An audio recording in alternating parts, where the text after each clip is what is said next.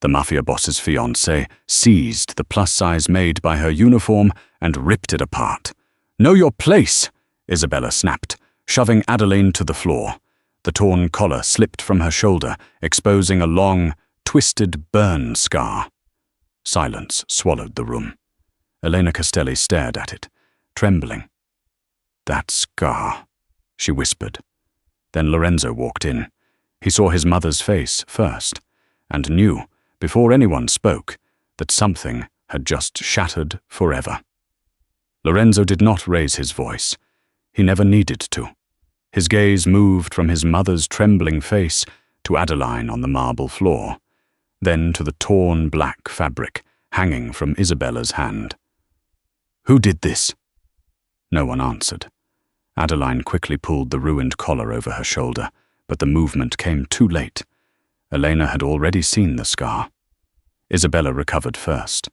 "Lorenzo, this is being made into something it isn't." His eyes settled on her. "I asked who did this." The silence changed. A moment earlier, Adeline had been the one exposed before a room filled with wealthy guests, staff members, and people powerful enough to make her feel painfully small. Now every eye had shifted toward Isabella. Adeline pushed herself upright. "It's all right, Mr. Castelli." "No," Lorenzo said quietly. "It isn't." There was no tenderness in his tone, but there was something Adeline had rarely heard directed toward someone in her position. Respect. He stepped aside rather than reaching for her, giving her room to stand without turning his protection into another humiliation. "I can change my uniform," Adeline said. "You shouldn't have to disappear because someone else behaved disgracefully." Isabella's expression tightened. "She was embarrassing me." Adeline looked at her in disbelief. "I was carrying champagne glasses." "You were flirting with my fiancé." A murmur passed through the room.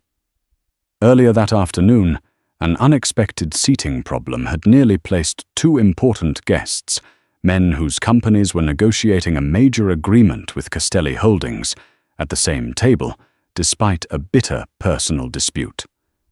Adeline had noticed the mistake and quietly corrected it before either man arrived. Lorenzo had thanked her. Nothing more. But Isabella had seen his smile. Apparently that had been enough. "Isabella," Lorenzo said, "I thanked an employee for solving a problem." She enjoyed the attention. Adeline's cheeks burned. Being shoved had hurt less than hearing herself discussed, as though she were not standing there. Before she could answer, Eleanor moved toward her. "Please." The older woman's voice was so fragile that everyone stopped. Elena was staring at Adeline's shoulder.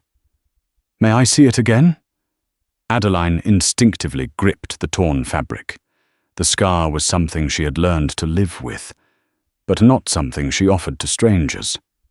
It crossed from near her collarbone toward her shoulder in uneven, pale ridges, an old wound that had healed long ago without ever completely disappearing.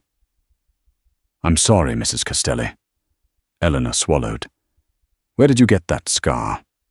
Lorenzo looked sharply at his mother. "Mum?" She seemed not to hear him. Adeline lowered her eyes.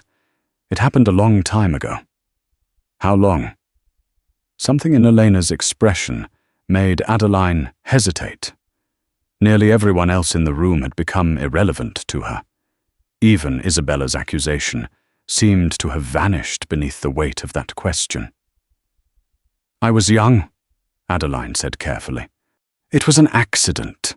Elena shook her head. "No." The single word came out almost as a breath. Lorenzo crossed the remaining distance to his mother. "What is it?" Elena reached for his arm as if suddenly needing something solid beneath her hand. For the first time Adeline had ever seen her, the elegant matriarch of the Castelli family looked frightened. Not frightened of the scar, frightened of what it might mean. Isabella stepped forward. Can we please stop turning this servant into the center of our engagement celebration? Lorenzo turned his head. The look he gave her silenced her immediately. Then Elena whispered, "The celebration can wait." Her eyes returned to Adeline. "Please tell me where it happened." Adeline's fingers tightened around her collar. She could lie. For reasons she could not explain, every instinct told her to lie. But Elena was crying now. Quietly. Almost 20 years had passed since the night Adeline had smelled smoke pouring beneath an apartment door and heard a child screaming somewhere beyond it. She had spent years teaching herself not to remember what came next: the heat, the collapsing hallway, the little girl clinging to her neck, and the terrible burning pain across her shoulder as she carried the child toward the stairs. Adeline stared at Elena. It was a fire. Elena closed her eyes. A tear slipped down her cheek. When she opened them again, there was recognition in her face. Not certainty yet. Something more dangerous. Hope. There was an apartment building, Elena whispered. Almost 20 years ago. Adeline stopped breathing. Elena's hand tightened around Lorenzo's arm. "And my daughter was trapped inside." Elena's words seemed to pull the entire room backward through time. "It was just before Christmas," she said. "Lucia was 7.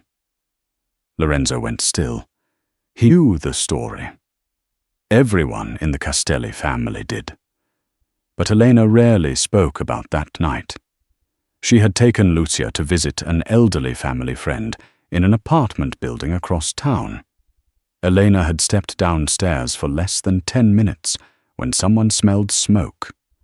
By the time she returned, the hallway was filling with people. Then came the screaming.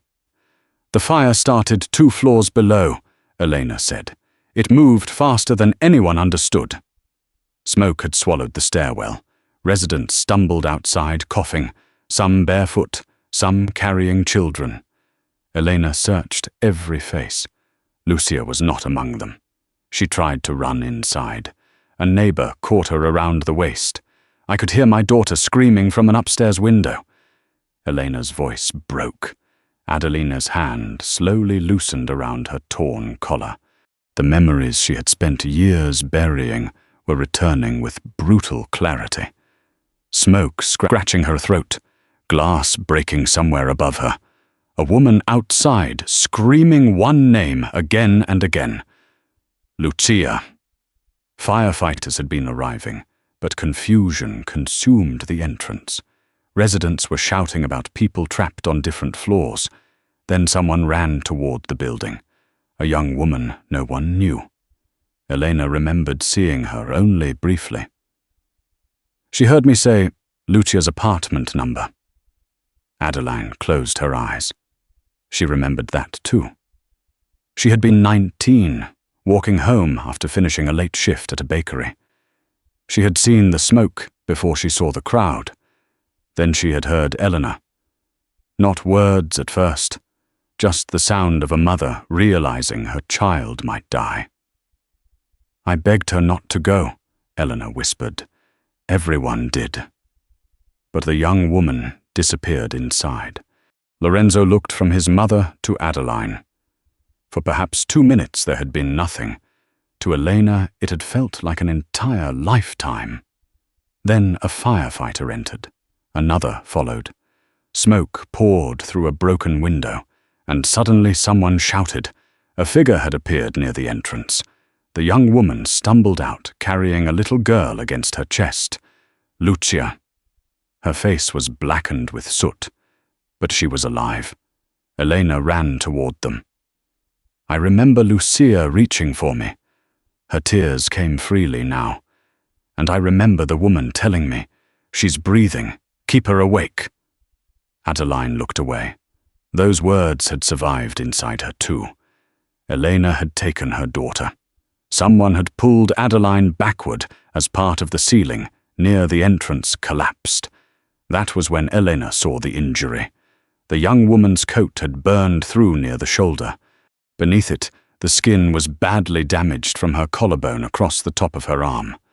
The paramedics tried to treat her, Elena continued, but there were so many injured people. Lucia had begun struggling to breathe.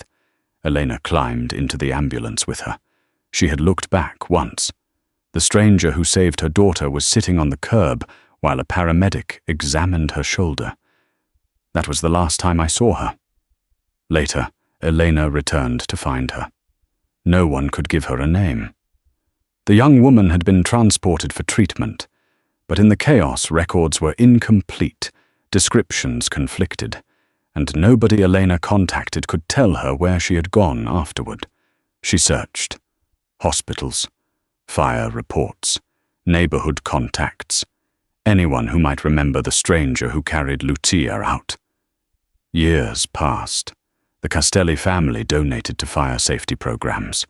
Elena continued asking questions whenever some forgotten detail surfaced. Nothing led to her. The scar was the one thing I knew I would recognize, Elena said. Her gaze returned to Adeline's shoulder. I saw where the fire had burned her. Across the room, Isabella no longer looked irritated. She looked unsettled. Regina stood rigid beside the doorway. Lorenzo said nothing. The powerful man who could silence a room with a glance was staring at the maid his fiancée had thrown onto the floor, as though the distance between their lives had suddenly collapsed. Elena stepped closer. I searched for that woman for almost 20 years. Adeline's eyes glistened, but she fought the tears. She had never expected gratitude. She certainly had never expected this. Eleanor stopped directly in front of her. Adeline. Her voice was barely above a whisper. Were you the woman who carried my daughter out of that fire? Adeline could have denied it. For one strange second, she wanted to. Not because she was ashamed of what she had done, but because she understood what would happen the moment she said yes. The scar would stop being private. The worst night of her life would become a story everyone in this room believed they had a right to hear. Then she looked at Elena. Nearly 20 years of unanswered gratitude were written across the older woman's face. Adeline exhaled. Her name was Lucia. Elena covered her mouth. Lorenzo's expression changed. Adeline continued quietly. She was hiding beside a bathtub when I found her. She had wrapped a wet towel around her face because someone had taught her what to do in a fire. Elena made a broken sound. I taught her that. Adeline nodded. Then yes, Mrs. Castelli, I think I was the woman you were looking for. Elena crossed the distance between them. For an instant, Adeline stiffened, uncertain what was coming. Then Eleanor embraced her. Not delicately, not ceremonially. She held Adeline with the desperation of a mother completing an embrace that had been interrupted almost 20 years earlier. You saved my baby. Adeline closed her eyes. Around them, no one spoke. Even Isabella remained silent. When Elena finally released her, tears streaked the older woman's face. Why didn't you find us? Adeline gave a small, almost embarrassed smile. I didn't know who you were. Later, you must have learned. Eventually. And you still never came. Adeline glanced toward the scar she had covered again. I didn't save her, so someone would owe me something. The answer was so simple that Eleanor seemed unable to respond. Adeline had spent weeks recovering after the fire. The burn had required painful treatment, and for months, ordinary movements, lifting her arm, carrying groceries, even sleeping on one side, had reminded her of that night. Money had been tight. She had returned to work sooner than she should have. People stared when the scar was visible. Some asked questions with genuine concern. Others looked at her with the uncomfortable fascination people sometimes reserved for damage they were relieved had happened to someone else. Eventually, Adeline learned to cover it. Not because she believed it made her ugly, because she grew tired of explaining. "The firefighters went inside too," she said. "Neighbors helped people down the stairs. Someone gave me a wet cloth before I went in. Someone else caught me when I came out. A lot of people did something that night." "But you brought Lucia out," Lorenzo said. It was the first time he had spoken directly to her since Elena began telling the story. Adeline met his eyes. She was 7. As though that explained everything. Perhaps to her, it did. Lorenzo had spent his adult life around people who carefully calculated the value of every favor. In his world, generosity often arrived with invisible terms attached. Adeline spoke about risking her life as though she had held a door open for a stranger. "You could have died," he said. "So could she." There was no performance in the answer, no attempt to appear noble. That unsettled him more than any dramatic confession could have. Elena reached for Adeline's hand. "You have been living in my house for 3 months. Adeline's smile turned faintly amused. "Technically, I live in the staff wing." A surprised laugh escaped Elena through her tears. The tension in the room cracked for half a second. Even Lorenzo's mouth almost curved. Then Adeline became serious again. "I never knew Lucia was your daughter when I accepted this job, I promise." "I believe you," Elena said immediately. Lorenzo believed her too.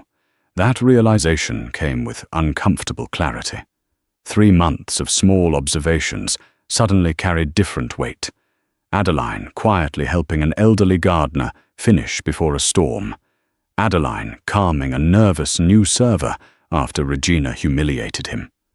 Adeline returning a diamond bracelet a guest had left beneath a sofa without mentioning that she had found it. None of those things had seemed extraordinary separately. Now Lorenzo understood the pattern. The fire had not made Adeline courageous. It had merely created one dramatic moment in which the courage already inside her became visible. But Adeline noticed the way he was looking at her and stepped back. "Please don't." His brow tightened. "Don't what?" "Turn me into something I'm not." Her voice remained gentle. "I did one thing a long time ago. I'm still the same person who was carrying champagne glasses 20 minutes ago." Lorenzo absorbed that without argument. Then his gaze dropped to her torn uniform. The warmth vanished from his face. Because Adeline was right. What she had done 20 years ago did not erase what had happened 20 minutes ago.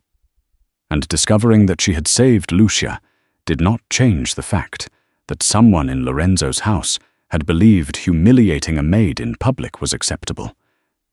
His attention shifted toward Isabella, then Regina. The room seemed to tighten again. Lorenzo's voice was quiet. "Now I want the part of this story I still haven't heard." Isabella paled. Lorenzo looked around at every person who had witnessed the incident. "What exactly happened before I walked into this room?" No one rushed to answer. Lorenzo waited. That was worse than shouting. Finally, one of the servers near the champagne table raised her hand slightly. "Mr. Castelli, I saw what happened." Isabella turned toward her. "You saw part of it." "I saw enough." The young woman swallowed before continuing. She explained that Adeline had been correcting the seating problem when Lorenzo thanked her. Their conversation had lasted less than a minute. There had been no flirting, no touching, nothing secretive. Several guests confirmed it. One older businessman even remembered Adeline preventing an embarrassing confrontation between the two executives. "She saved your staff from a difficult evening," he said. "That appeared to be all." Lorenzo looked at Isabella. So, what happened afterward? Isabella folded her arms. She was still inappropriate. How? She knows how men look at her. The accusation hung in the air.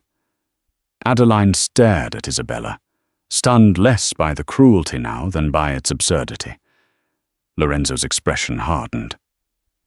That isn't an answer. Regina stepped forward. Mr. Castelli, perhaps Miss Vaughan misunderstood. Adeline has occasionally been overly familiar. Adeline turned toward her. When? Regina hesitated. It was brief, but Lorenzo noticed. So there have been previous incidents, he asked. Regina straightened. Concerns. Documented? Another pause. No. Reported to me? No. To my mother? Regina's composure began to crack. No, sir. Lorenzo nodded once. Then perhaps we should discuss what actually happened today. A second staff member spoke. She had seen Isabella follow Adeline into the reception room after Lorenzo left. Another had heard Isabella accuse Adeline of deliberately attracting Lorenzo's attention. Then came the detail Isabella could not explain away. One of the guests had recorded part of the decorated room moments before the celebration began. In the background of the video, Isabella could clearly be heard ordering Adeline to stay away from Lorenzo.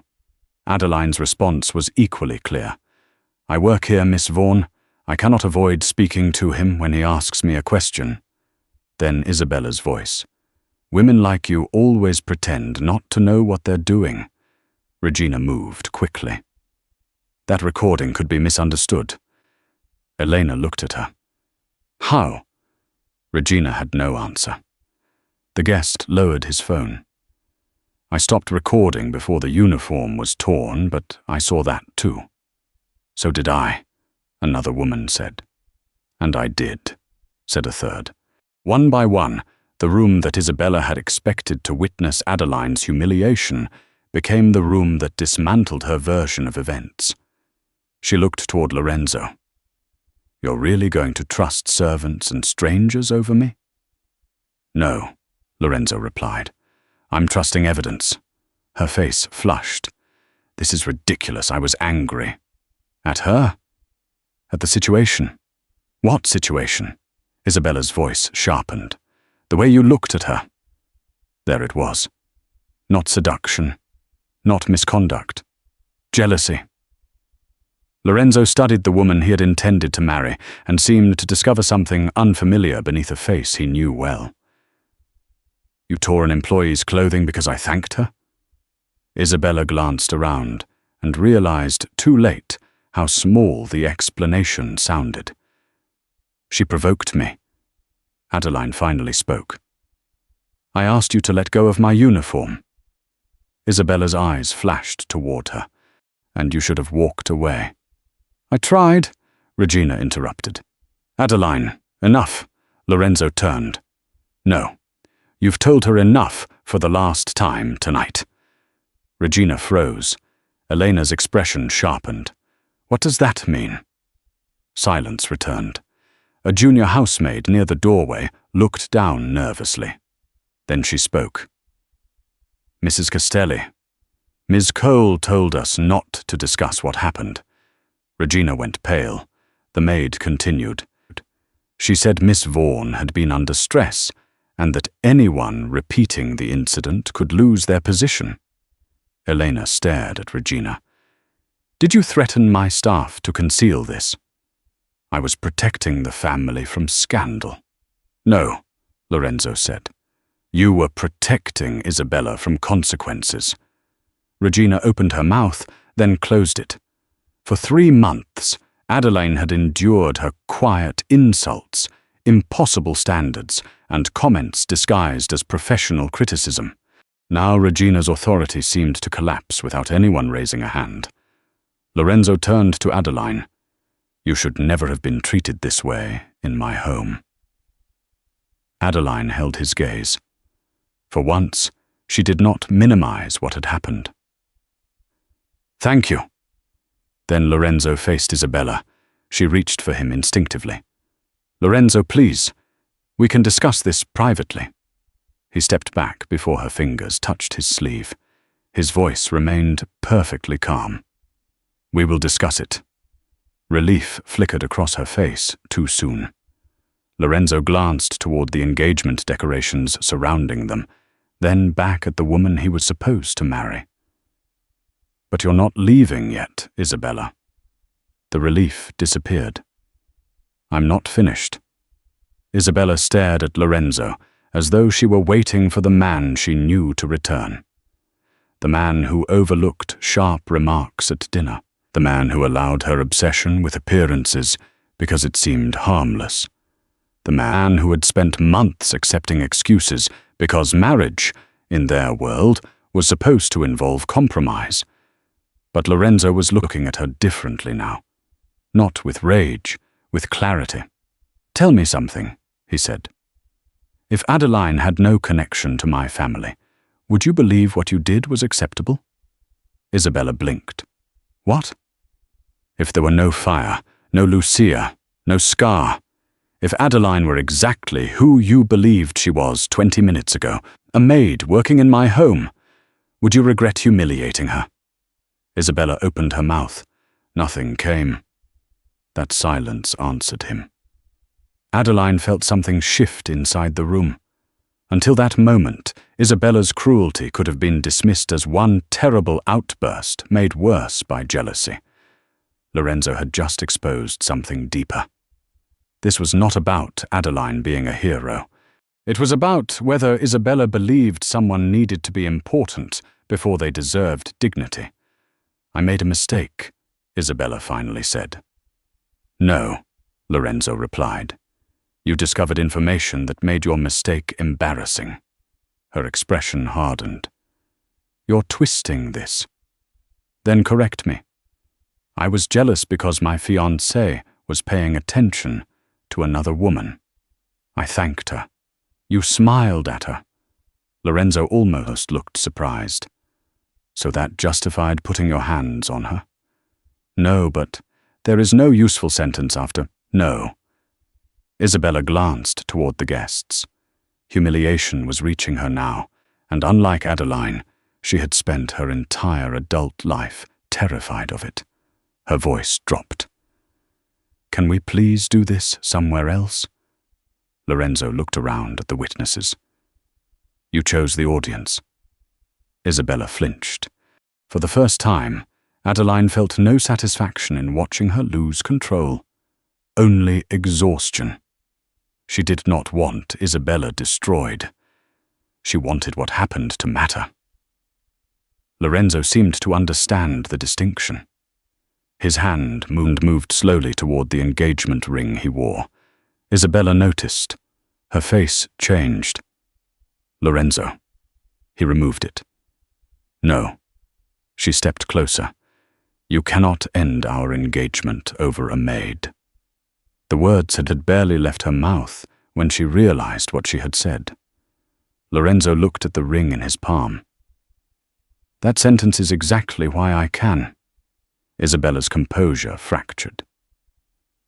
Our families have spent months preparing for this.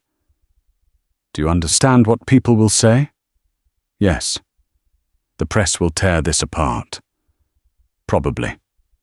Our business connections will survive. My father can call me himself. Every argument she offered seemed to reveal the same truth. She spoke about reputation, money, status, embarrassment. Not once did she speak about the woman she had shoved to the floor. Isabella's eyes filled. I love you.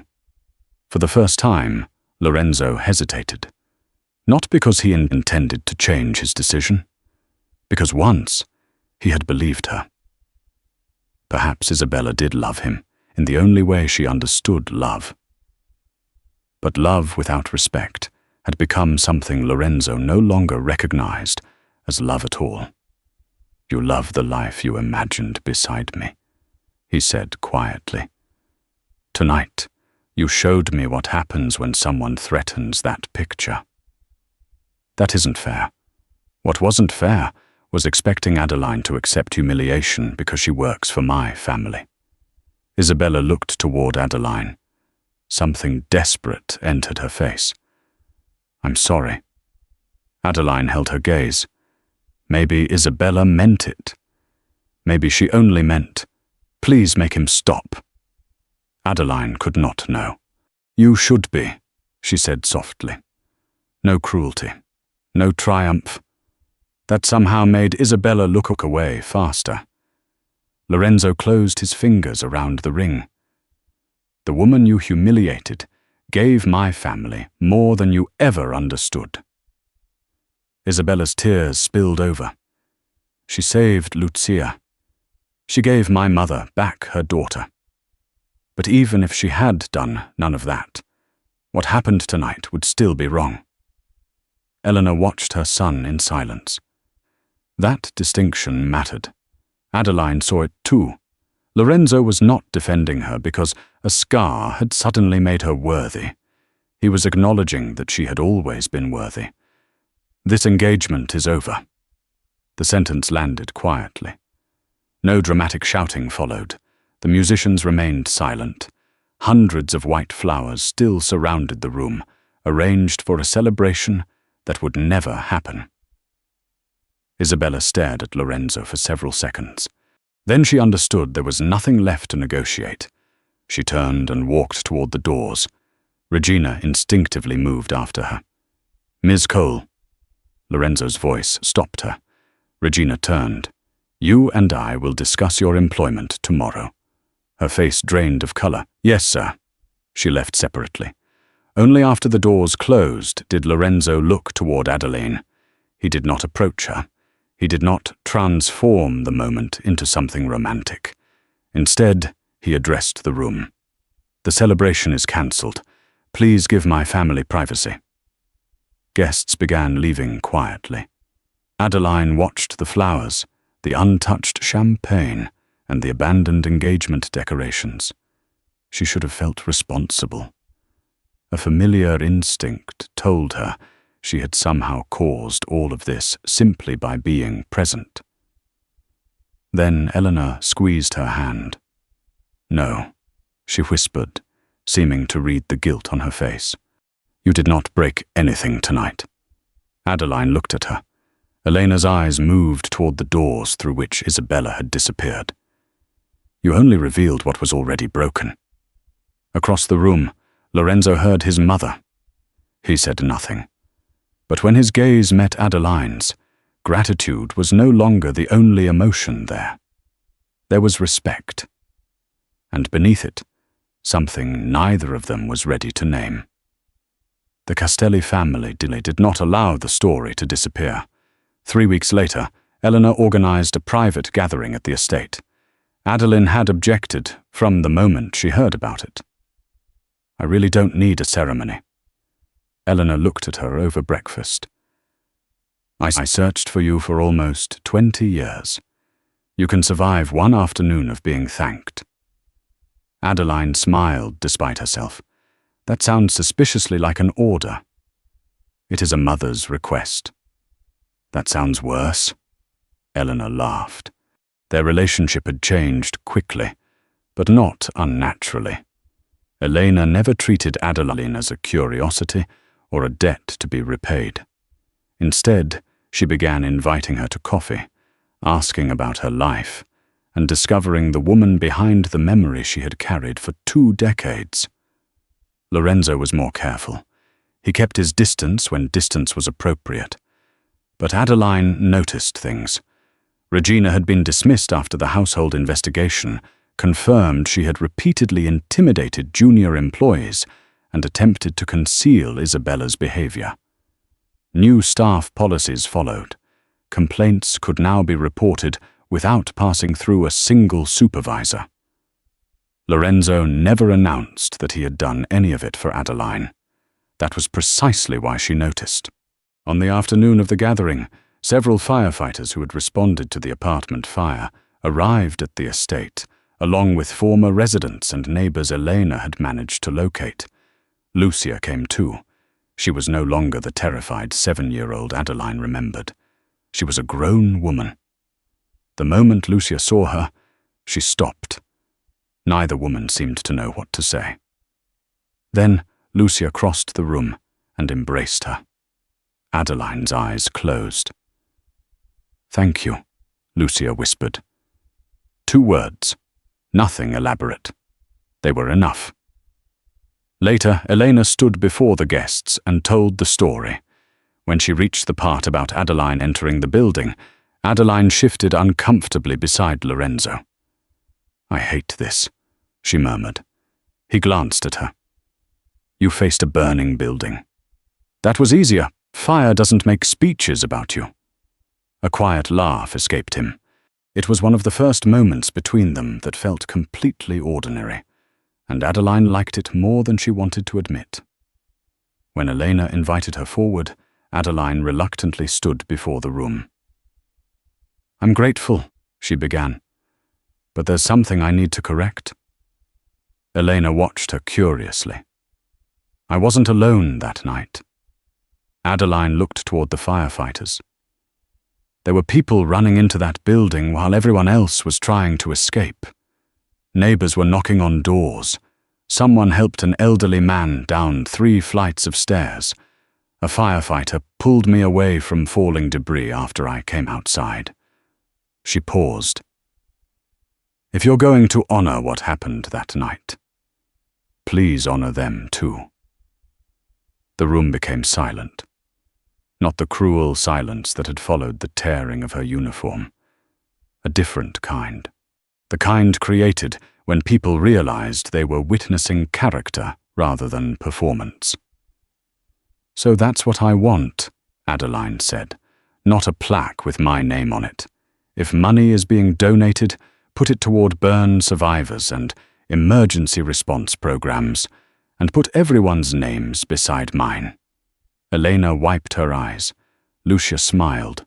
Across the room, Lorenzo watched Adeline with an expression he no longer bothered to disguise. Admiration. Afterward, the gathering became less formal. Stories replaced speeches. Former neighbors remembered details Adeline had forgotten. A retired firefighter insisted she had been either incredibly brave or completely insane at 19. "Probably both," Adeline admitted. Lorenzo found her later on the terrace, away from the crowd. "You escaped your own ceremony." "I strategically relocated." He leaned against the railing beside her. For several seconds, neither spoke. "You really didn't want anything?" he asked. "I got something." "What?"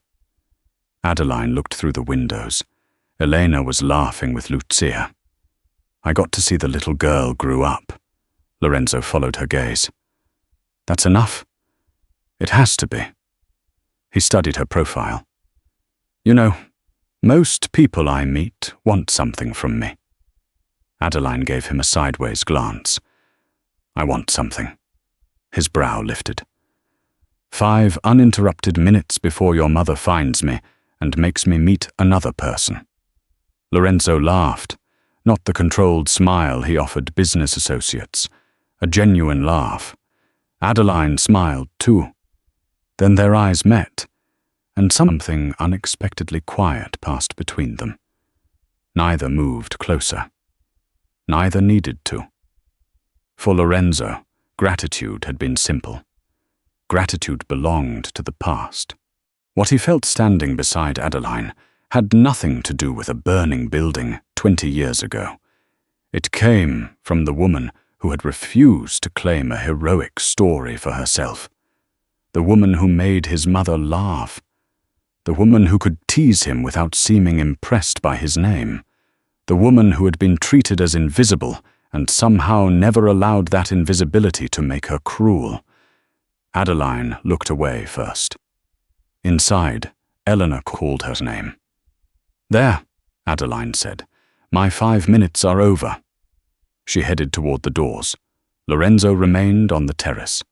He watched her disappear into the family gathering, not as an employee being invited inside, but as someone Elena had already begun making space for.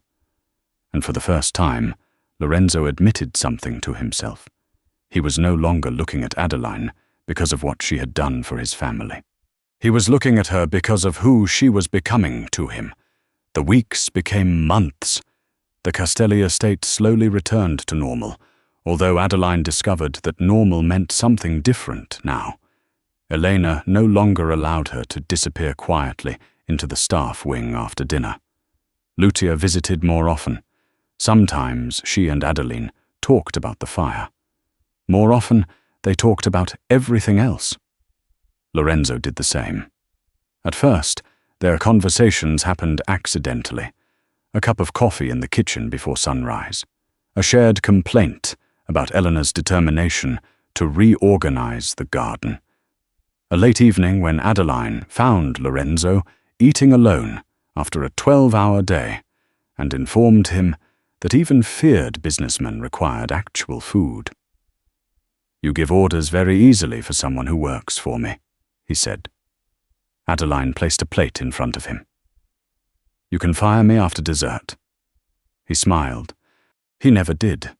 Over time, Lorenzo learned details no scar could have revealed. Adeline hated expensive coffee, but loved terrible supermarket chocolate. She read mystery novels and almost always guessed the ending. She laughed hardest when she was trying not to laugh at all. Adeline discovered things too. Behind Lorenzo's intimidating reputation was a man who called his mother every day when traveling. A man who remembered employees' children by name. A man who could command a boardroom without hesitation, but became strangely helpless whenever Elena asked whether he was eating enough. Their relationship changed in increments too small to notice individually. Until one evening, 6 months after the engagement ended, Lorenzo found Adeline sitting beneath the garden lights. He sat beside her. "You've been avoiding me." Adeline smiled faintly. "I've been trying not to." "That sounds worse." "It probably is." Silence settled between them. Lorenzo waited. Eventually, Adeline looked at him. "I need to know something." "Ask." "If there had never been a fire, would you still be sitting here?" He understood immediately. "Adeline, I'm serious." She turned toward him. "I know what your family feels. I understand Elena's gratitude, Lucia's too. But gratitude can become confusing when it lasts long enough." Her voice softened. "I don't want to become a debt you spend your life trying to repay." Lorenzo said nothing for several seconds. Then he asked, "Do you remember the first time I noticed you?" Adeline raised an eyebrow. "The seating disaster?" "No." She waited. 2 months before that, Regina blamed a new server for breaking a crystal decanter. Adeline remembered. "You stepped forward and said you had knocked it over," Lorenzo continued. "I did." "No, you didn't." Her eyes widened slightly. Lorenzo almost smiled. "The security camera showed what happened. The boy broke it." Adeline sighed. "He was 18. Regina was going to fire him. And you were willing to take responsibility?" "He needed the job more than I did." "That was when I noticed you." Adeline looked down.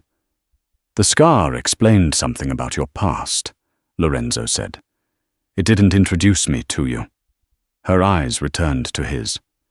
"I know how you treat people when nobody important is watching.